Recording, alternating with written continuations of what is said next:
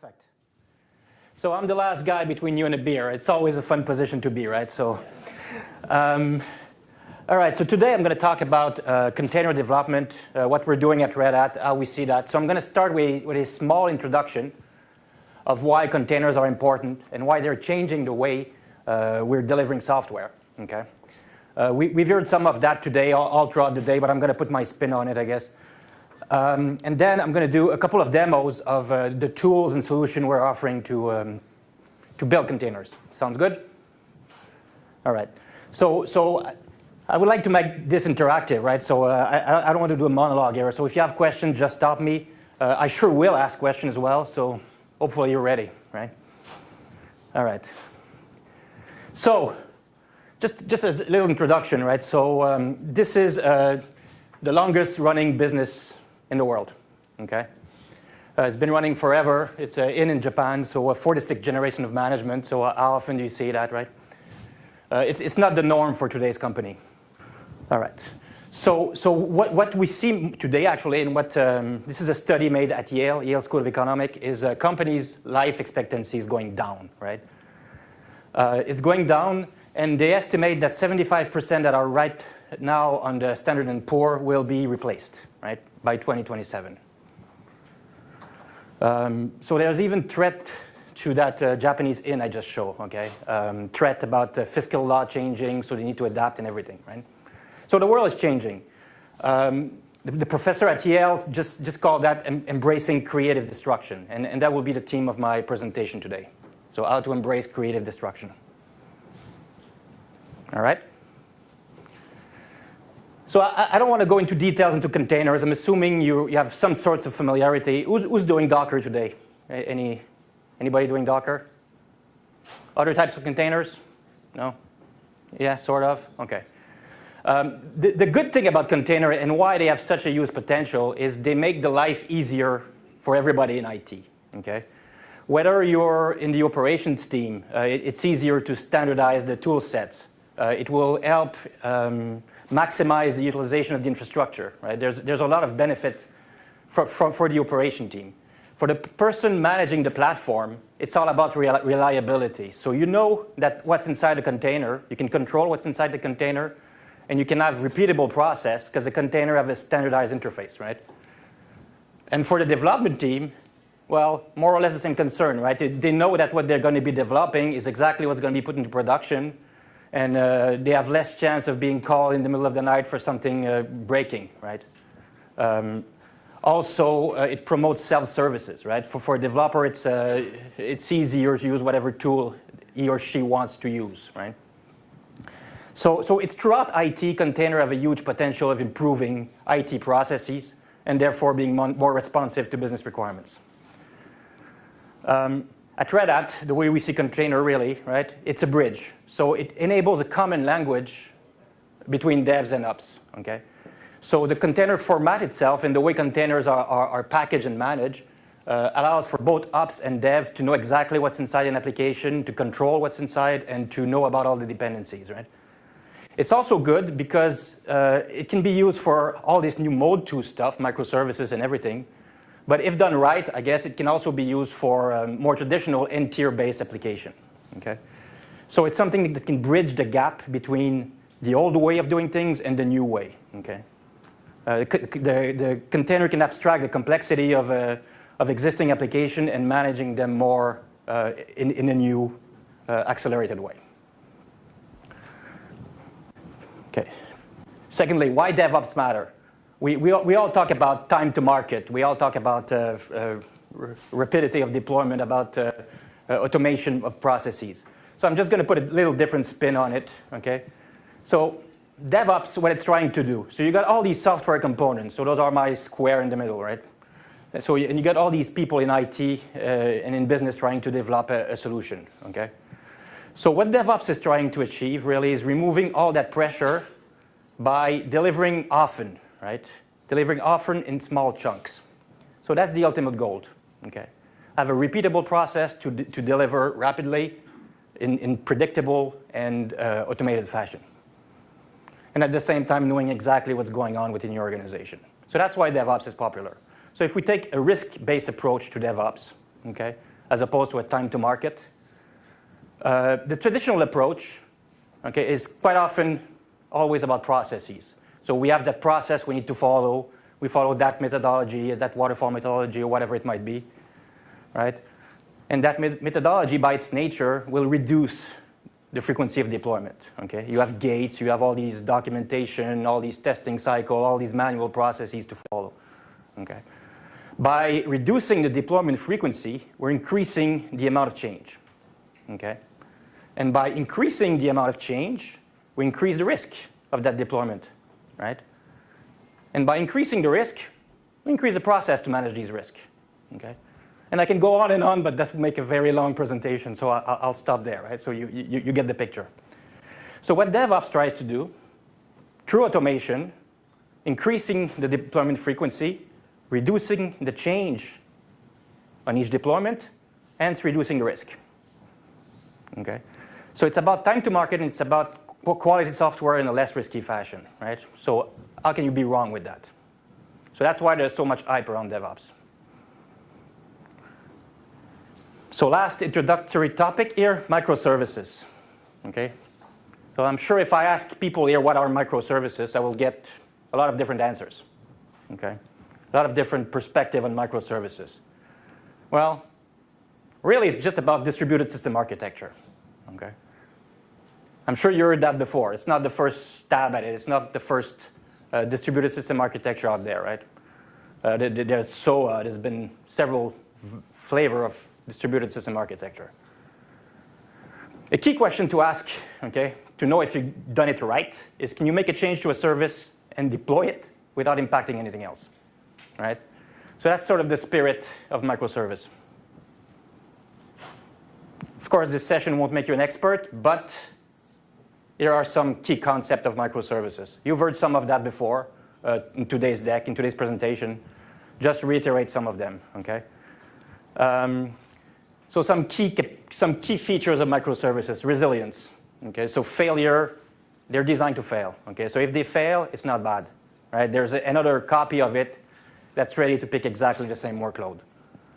Right tool for the right job. So you need to be able to pick the tool you want to do the business, to satisfy the business requirements you want to solve. Okay.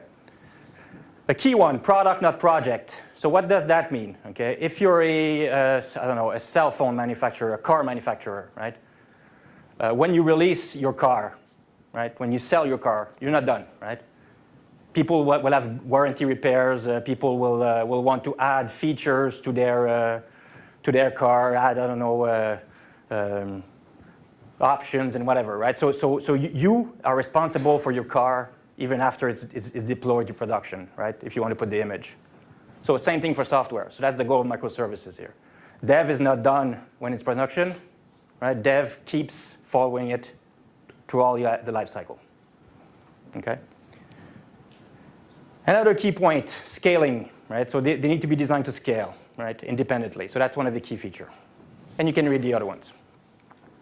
Integration is key. We mentioned that today, API-driven, right? API to abstract the complexity, put a standard way of accessing your microservices. Quite often they rely on messaging by their nature, transformation and enterprise integration patterns. So some of the concern we're trying to address, and I'm going to show you some of that in a few minutes in the demo. So how can I run my microservice locally, right? So you're a developer, you want to run them locally. How do you do that, right? All developer wants to develop on their own laptop, right? How do you package them? How do you package these microservices, right? How to test it, how to configure them, right? How I discover the existing one, right? So all valid question. All things that needs to be answered to have a solid microservice development process. So that was the concept. So now here's what we're doing, right? Trending, so we went over that. So API, we see API all over the place. We see cloud, okay, whatever your definition of cloud might be, right? So cloud is everywhere. We see containers, of course, and time to market, right?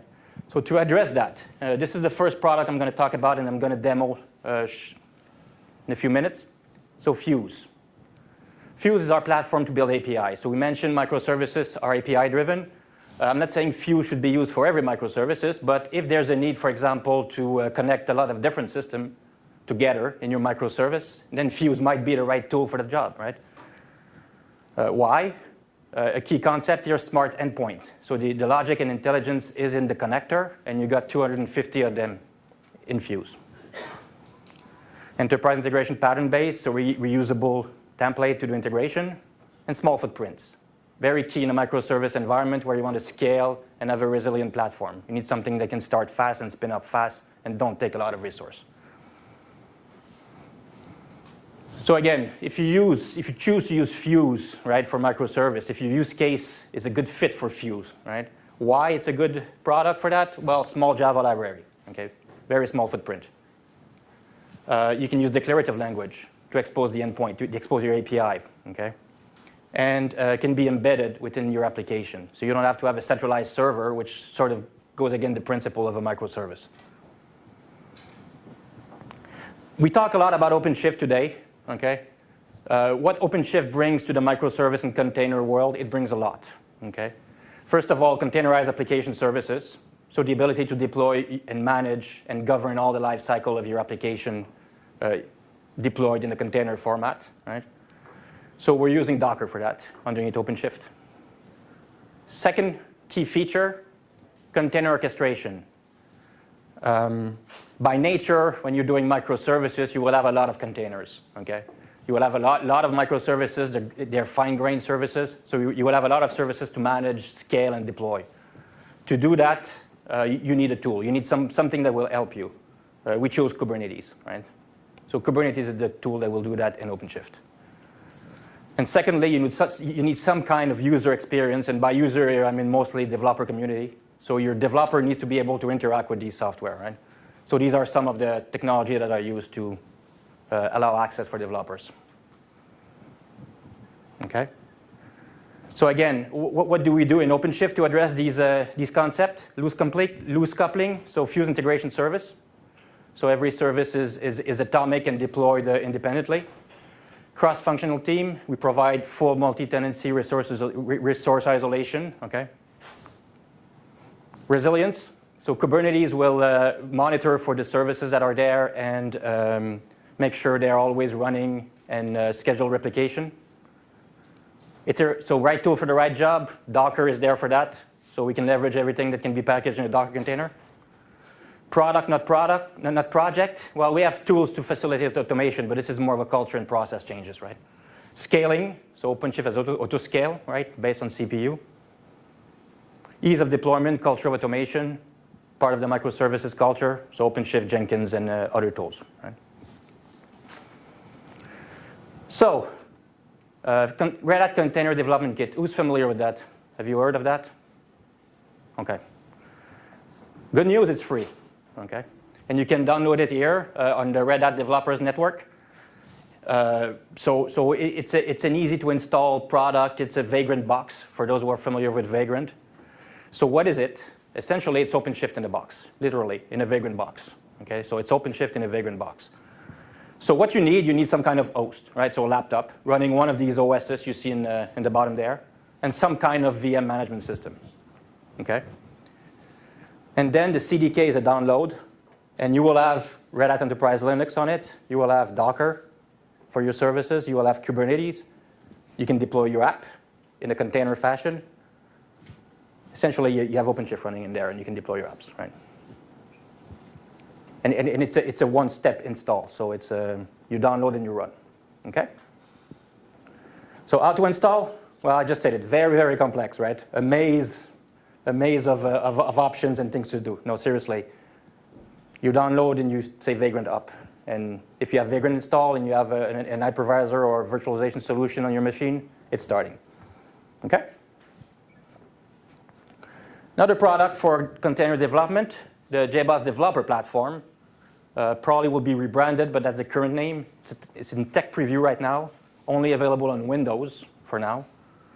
Okay? So what is it? Essentially, it's the CDK I just mentioned. It's Vagrant. It's VirtualBox. It's Cygwin to run Unix type shell on Windows. And it's Eclipse Docker tooling. Okay, so you can build Docker containers straight from Eclipse and deploy it in the Red Hat CDK. Okay? So it's all you need to build and deploy a container locally. Again, free. Feel free to download it right now. Tech preview, so may have some issues, but it's coming. So what about the container development lifecycle? So what is a container-based application, right? Essentially, what is an app running in a container, or more specifically, in a Kubernetes environment, okay? So, I don't know if I can point, not really. So in the middle, you see those little things, those pods. So those are the Kubernetes management unit running your container, right? So this is essentially where your application will run, okay? So once you build a container, I don't know, JBOSS, Node.js, Python, Perl, whatever, right? Deploying that container, they will be running in pods in Kubernetes. Outside these pods, there's a lot of management infrastructure and services that can be leveraged to make that application more efficient, okay?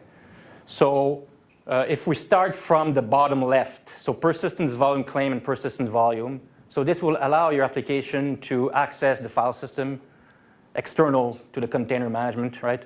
And use that file system for whatever that application needs, right? So you're essentially mounting some kind of file system inside a container with that, okay? Very useful, because by nature, containers are immutable, so meaning that if you put data in them and they crash, you're losing that data, right? By using persistent volume, you're going to be, that data will be persisted and be available when the container restarts. If I go bottom right, so Kubernetes and OpenShift provides all the networking around to access your container in a more unified fashion, right? So by nature, these applications will scale, will be very dynamic. So you need a way to access these applications in an easier fashion, right? So if you have a web application, you don't want to point your browser at a specific container. So this is what will do the magic for you. If I go to the top, so those are all the features that are used to build and manage runtime container, right? So source to image is a process to build a container from source code. Build configuration is where you're going to take the code from, what build strategy you will take, what environment variable you'll be replacing, and so on, right? Image stream are pointers to Docker registry where you're going to pick up your Docker image from. Deployment configuration will manage things like probe. So how do you know your application is up? So you can say, if I call that REST endpoint and it gives me a success, then Kubernetes will know that the application is up and running, right? It can be whatever you want. So you can define your probes in there, for example, right? Replication controller will control how many replicas of that container you want, right? So if you want 6 times running that container in your application, well, you will tell your replication controller to scale at 6, and it will ensure that there's always 6 pods running, okay? So all this makes for a Kubernetes application and container-based services underneath that application. Make sense? Okay. So how do you deploy this? I'm going to go in 2 steps here. So the first one, I'm going to do how do you build it on your local machine. So how a developer would work to build a container. So before it even goes to your QA environment, to your prod environment, right? So what needs to happen? So here, when I mention services, it's really the Kubernetes pods, the actual application code, right? So your developers will have to build the source code, right? Do some unit testing, integration testing, and test them locally, okay? The next step, you have to deploy the application somewhere and do more testing if it runs, if it connects to the right system, so on and so forth, right? Typical development process. Then, because we're running in a container environment, it would be good for the developer to be able to test the application running in a container, see if it's running as planned, see if the running it in a container runs just as fine as running it outside a container, right? So all this should happen before you even do a commit and before you start your continuous integration and deployment pipeline, for example, right? Next, for that container to be accessible and be deployable somewhere, it needs to be put in a registry, in a Docker registry, okay? And finally deploy in some kind of runtime to test that container. So that's the service part, but we're missing a big part here. We're missing all the deployment config, all the environment variables, all the probe we mentioned, right?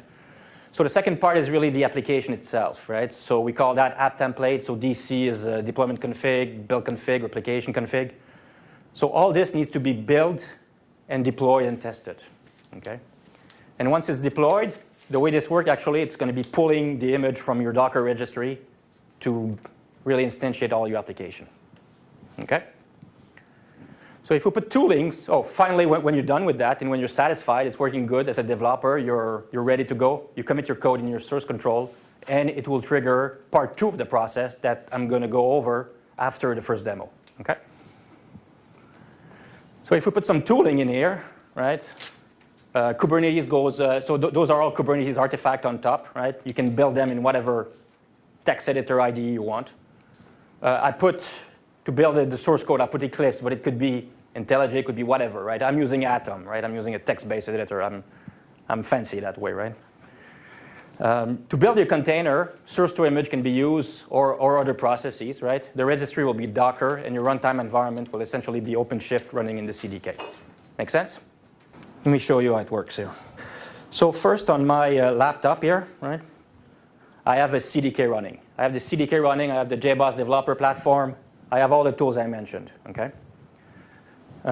If I go to my Docker environment, so for those familiar with Docker, I can do Docker image. So this will show the images, the container images that are currently deployed in my registry running on my laptop. Okay, I'm a developer. I want everything running locally, right? I don't want to be bothered with an external server, right? So I got my registry running here, so I can view all the images, right? So I have a PHP image, I have EAP, whatever. Okay. All right, so if I do a Docker image here, right? So I can see all the image running in my local registry. I can do a Docker stats, for example, on a container. So I got OpenShift running inside a container on my machine, right? So OpenShift itself is a container. So if I do the Docker stats, I can view on my local environment, for example, how much memory, how much CPU it's using, my OpenShift instance, right? I can start a Docker image, okay? Where is it? Yeah, let me go here. It's a long command, so I prefer to... Nope, not this one. So I'm going to use my little copy paste here. Goes faster. So here, what I'm doing, see, it's just done. I said put a Linux image and do a Unix uname -a, right? So I got a Linux container that did a uname -a, and that container is still running now and polluting my machine, right? So it's not a very useful container, but just to show you how quickly I can start and stop a container here, right? So it took what? It took a second, not even a second, to start Linux and issue that command and report to me the result of that command. Okay. So I can run any Docker command I choose to run, right? Docker PS will show all the running container on my machines, right? So it's really, my machine becomes Docker enabled, okay? On the IDE itself, so this is JBOSS Developer Studio. It's essentially Eclipse with a bunch of Red Hat plugins, okay? So I can connect to OpenShift. Can you see? Is it too small or is it okay? It's small? Yeah, it's not easy in that tool. Yeah. Anyway, so basically here you can see all the projects I have in OpenShift. So Toronto Red Hat Day. I can view all the various applications that are currently deployed in a container, right? So I can look, for example, at that service here, right, which is a Fuse application, and I can view all my Kubernetes file it's using. I can view the deployment config that we mentioned that was used. Here there's non-specific, right? The builds that were done and so on, right? So deployment, routes. So I can view all my Kubernetes artifacts straight from my IDE. So as a developer, I can be looking at this, building my code, pushing it to OpenShift, and then monitoring and viewing what's happening in here, right? So what I have as an application in here, I essentially have a Fuse application. This specific Fuse context has 2 integration routes, okay?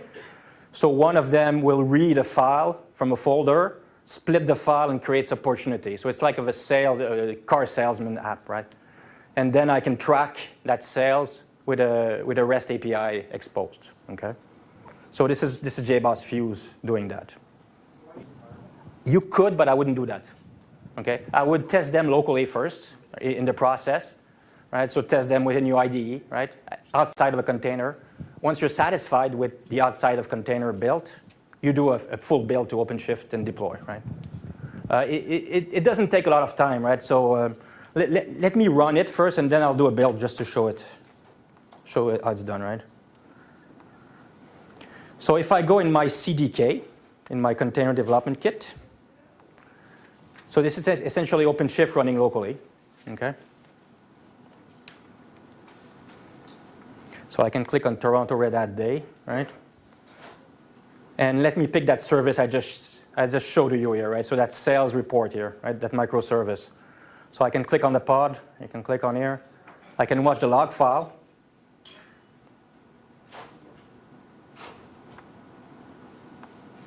And if I rsync to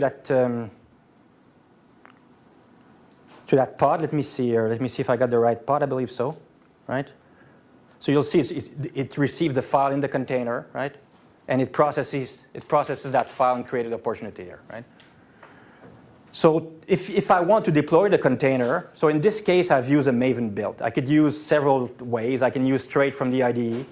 I prefer to have control over it and do it outside the IDE. That's just a personal choice here, right? So I can, if I'm all set up here, I haven't tested it, but I can do where am I? I can do a Maven. Yeah, let's do a grep here. Grep. I just need the exact syntax here. Grep, fabricate, POM. So I'll do a Maven local deploy. And this is just by the nature of that application. This is the way I deploy it, right? And it will essentially rebuild and redeploy it, right, to my Fuse instance. This one here, while it's building, let's watch it. It should be very quick, actually. So here it's creating the Kubernetes JSON resources, which is what I talked about, right? All those files, and it's creating my Docker container here with the Docker command, and it's essentially it has pushed it to OpenShift. It's done. Okay. But in this one, the way I'm set up, this is Ticket Monster. It's just a standard application we use for our Java-based application. I'm set up that every time I make a change here, and I commit it right to my Git repository, it will rebuild, right? So it's just a different way of setting your project up. There are several ways you can work this out. Okay. So that's the first part of the process. But now you got, let's say you're satisfied with it. So you do a commit to your favorite source control. And what happened? So this is highly simplified. Okay, there's typically a lot more testing involved than what I'm showing in this flow. Okay. So once the commit is detected, right, a build is done, right? And that build is actually a release build. Okay, so will be released to promote to like a QA environment, prod environment, or whatever, right? That release should be stored in a repository somewhere, right? And then push to the OpenShift registry in QA, for example, and deployed, right? At the same time, the application, which is all the deployment config and everything, follow the process of following the commit is deployed to your QA environment. It's linking the available container from the registry. And then you can do your functional test in your application, right? If you're satisfied, you can do the same thing. Pick up that release. Important, you pick the same release, right? So you guarantee you have the exact same container image. That's part of the magic here, right? Container could always be rebuilt from the image, right? So if you have the image in a centralized release management system, then you can move it from QA to prod, and you guarantee you're going to have the same dependency and same packaging, and that's huge, right? That's huge for any IT environment. And then, what have I done here? All right. And then you do the same for prod, right? Same process for prod. So typically this needs orchestration, and this is where the CI/CD pipeline will come, right? Which could be Jenkins or Bamboo or whatever, right? And I just put some other tools in there, like Maven, Fabricate, or whatever tool you choose to use. Repository, quite often customer will use Nexus or Artifactory. There's other on the market. Yeah, right? So if I show it to you here, briefly, and it's not not much going on, but my pipeline is simple. So I have a Jenkins pipeline here, right? And I can start the build. And the build will create a release, push it to Nexus, right? Build a production and deploy that production container or that version container to OpenShift, basically, right? And then we should see in my QA OpenShift, which is a different instance of OpenShift. I think this went too quickly, sorry.